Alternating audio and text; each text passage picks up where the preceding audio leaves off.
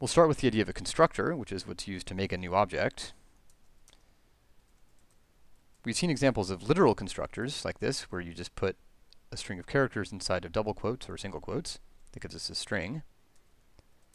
We can ask the string object what kind of class it is, and it's a string class. We can also use a named constructor. Instead of the literal constructor, we can actually use the class name and then the new method. So this is what's used to instantiate a new object. String.new is foobar. So we can see that using the named constructor is just the same as using the literal constructor. And arrays work the same way. Do array.new. This is the array class, and then we can give it an array.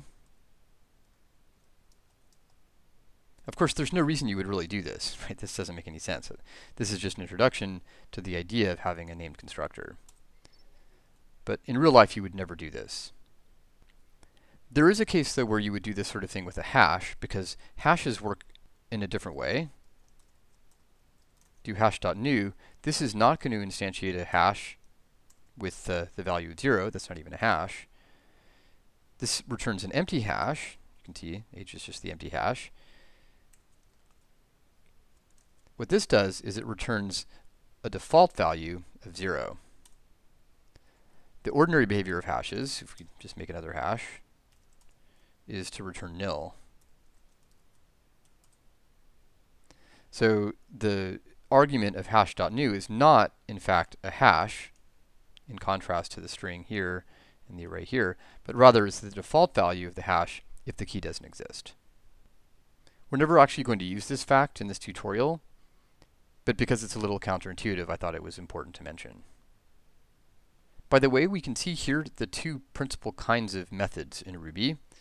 There's a method here, class. This is being called on an object, sometimes called an instance of the string class. So this is an instance method. In contrast, new is being called on the class itself, and that makes it a class method. We'll see many more examples of instance and class methods throughout the rest of this tutorial.